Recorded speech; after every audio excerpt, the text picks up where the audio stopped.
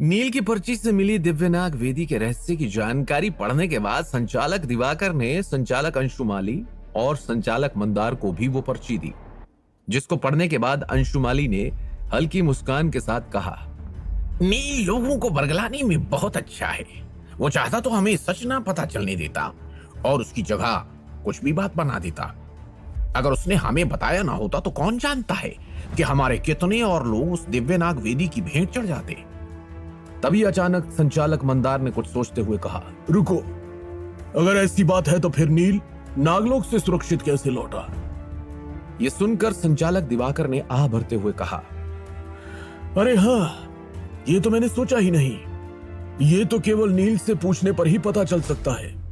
उस लड़के के पास शुक्रमंडल के विशेषज्ञों की तुलना में कहीं अधिक रहस्य मौजूद है। पवित्र आश्रम के लोगों के युद्ध कला प्रतियोगिता से निकलने के बाद वो सीधे विदिशा की आवागमन सरणी के पास चले गए। विदिशा और देवनगर के बीच यात्रा करने के लिए एक विशाल आवागमन सरणी बनाई गई थी।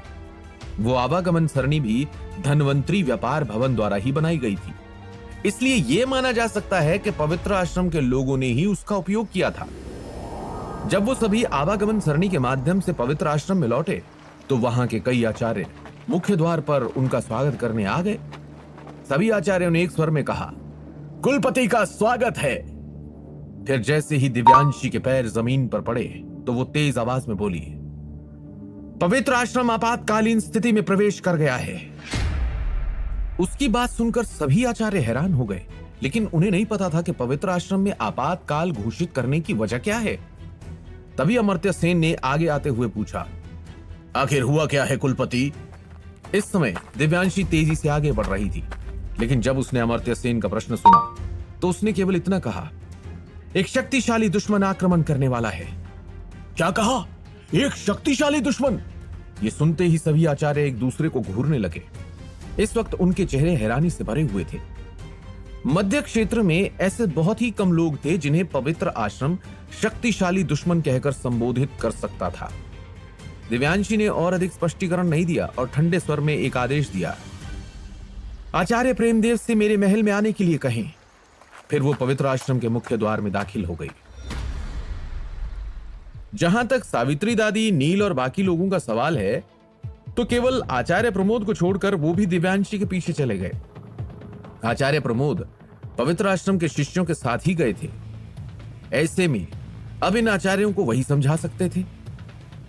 आचार्यों के प्रश्नवाचक भावों को देखते हुए आचार्य प्रमोद ने धीरे से कहा, इस बार पवित्र आश्रम का शक्तिशाली दुश्मन तमराज कालकेय है।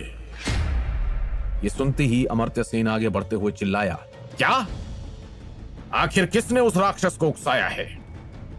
तमराज काल के बहुत ही दुष्ट योद्धा है। उस जैसे व्यक्ति को उत्तेजित न करना ही सबसे अच्छा माना जाता है, लेकिन अगर उन्होंने सचमुच ऐसा किया तो पूरे समुदाय को इसका परिणाम भुगतना पड़ेगा। उन्होंने कभी नहीं सोचा था कि युद्ध कला प्रतियोगिता में भाग लेने से इतना शक्तिशाली योद्धा पवित्र आश्रम का दुश्मन बन जाएगा। तभी अमर्त्य सेन ने ठंडे स्वर में कहा, आचार्य प्रमोद, वहां पर क्या हुआ था? मैं चाहता हूं कि आप मुझे स्पष्टीकरण दें। क्या कहा? स्पष्टीकरण? तो सुनो। फिर उन्होंने युद्ध कला प्रतियोगिता में हुई घटनाओं के बारे में सभी को बता दिया। आचार्य प्रमोद की बात सुनते ही उन सभी के चेहरे काले पड़ गए और उनमें से कईयों के चेहरे पर आक्रोश के भाव भी प्रकट हुए। उनमें से एक आचार्य बोले, यह बहुत अपमानजनक है। क्या हमारे पवित्र आश्रम की हजारों साल की विरासत एक आध्यात्मिक मंडल के शिष्य के कारण बर्बाद हो जाएगी? एक अन्य आचार्य ने कहा, क्या मजाक है? एक आध्यात्मिक मंडल के लड़के के लिए कालकेय को अपमानित करना कहां की बुद्धिमानी है? क्या कुलपति पवित्र आश्रम के लाखों शिष्य के जीवन को खेल मानती हैं? क्या वो हमारे पवित्र आश्रम को विनाश की स्थिति में धकेलना चाहती है? अमर्त्य सेन ने कड़वाहट के साथ कहा, मैंने तो पहले ही कहा था, वो छोटी लड़की कुलपति के पद के लिए बिल्कुल भी योग्य नहीं है। तो क्या हुआ अगर उसकी प्रतिभा ऊंची है? हमें उसका समर्थन ही नहीं करना चाहिए था। लेकिन फिर कुछ देर सोचने के बाद उसने धीरे से कहा, आचार्य प्रमोद के अनुसार सब कुछ नील के कारण हो रहा है। कालकेय भी नील के लिए ही आएगा। अगर ऐसा है तो इस मामले को सुलझाने का एक सरल तरीका है। इस पर एक बुजुर्ग ने उत्सुकता से पूछा। कौन सा तरीका?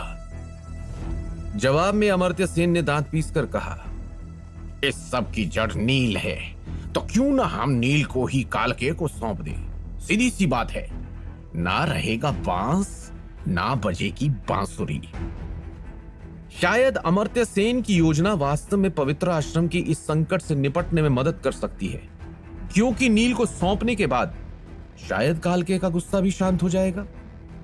लेकिन जब आचार्य प्रमोद ने अमर्त्य सेन की बात सुनी तो वो कड़वाहट से मुस्कुराए और उन्होंने मन ही मन में कहा, आपने तो बड़ी आसानी से कह दिया कि नील को कालके के हवाले कर देना चाहिए, लेकिन क्या दिव्यांशी इसके लिए सहमत होंगी? अगर ऐसा है तो वो नील के सामने खड़ी ही नहीं होती। दिव्यांशी को छोटी लड़की समझने की भूल मत करो। एक बार जब उसने कुछ तय कर लिया तो ये आचार्य तो क्या, पिछली कुलपति सावित्री दादी भी उसका मन नहीं बदल पाएगी। हालांकि आचार्य प्रमोद ने कुछ नहीं कहा था, लेकिन दिल से वो दिव्यांशी के पक्ष में खड़े थे। उनका भी मानना था कि नील पवित्र आश्रम की सुरक्षा के योग्य था। सावित्री दादी पहले ही कुलपति के पद से हट चुकी थी।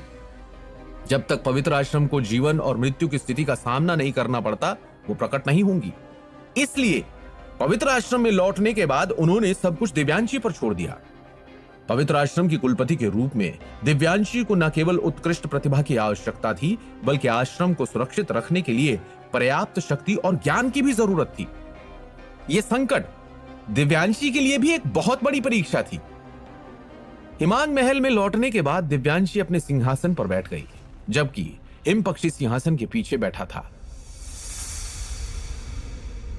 वहीं नील थोड़ी दूरी पर खड़ा होकर आचार्य प्रेमदेव के आने का इंतजार कर रहा था।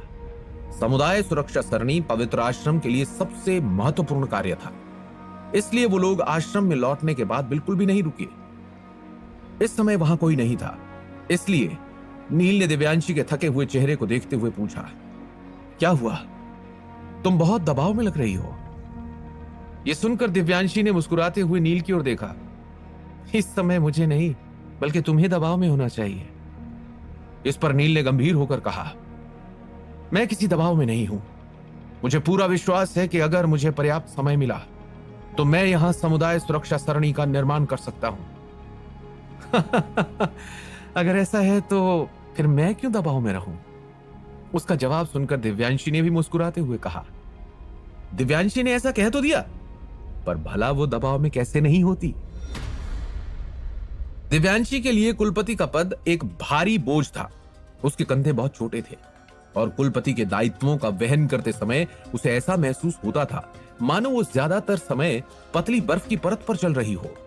नील को भी पता था कि वो सिर्फ उसे सांत्वना दे रही थी, लेकिन उसने कुछ नहीं कहा। अब उसे जो एकमात्र काम करना था वो जल्द से जल्द समुदाय सुरक्षा सरणी की स्थापना करना था। लेकिन तभी आचार्य प्रेमदेव के बजाय पवित्र आश्रम से आचार्यों का एक समूह हिमांग महल के अंदर आ गया। अमर्त्य सेन आक्रामक तरीके से सभी आचार्यों को दिव्यांशी के महल में ले गया और सीधे दिव्यांशी के सामने खड़ा हो गया।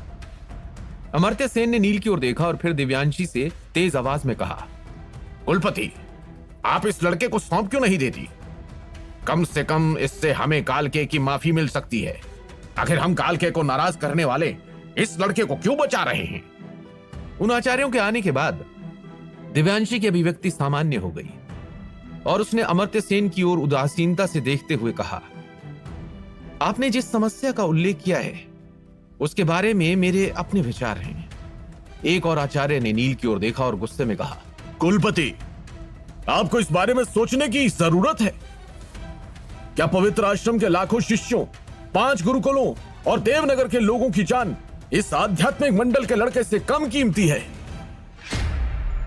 तभी एक अन्य आचार्य ने आगे आते हुए कहा, पवित्र आश्रम की विरासत हजारों वर्षों से चली आ रही है, उसे इस लड़के के कारण नष्ट नहीं किया जा सकता। कुलपति, अतीत में हमने हमेशा आपके आदेशों का पालन किया है, लेकिन आज आपको हमें स्पष्टीकरण देना होगा। आचार्य प्रेमदेव के अलावा पवित्र आश्रम के सभी आचार्य शीर्ष परम योद्धा थे, जबकि अमर्त्य सेन और आचार्य प्रमोद बुद्ध मंडल में पहुंच चुके थे। आचार्यों के समूह को खुद को कोसते देख नील ने अपनी आंखें बंद कर ली। उन सभी की बातें सुनकर दिव्यांशी अमर्त्य सेन की ओर देखकर बोली, क्या कहा? नील को सौंप दो। क्या ऐसा करने के बाद आप पवित्र आश्रम की सुरक्षा का आश्वासन दे सकते हैं? अमर्त्य सेन ने आगे कहा। बेशक नील ने तमराज के खिलाफ जाने का साहस किया है, ऐसा करके उसने अपनी मौत को दावत दी है।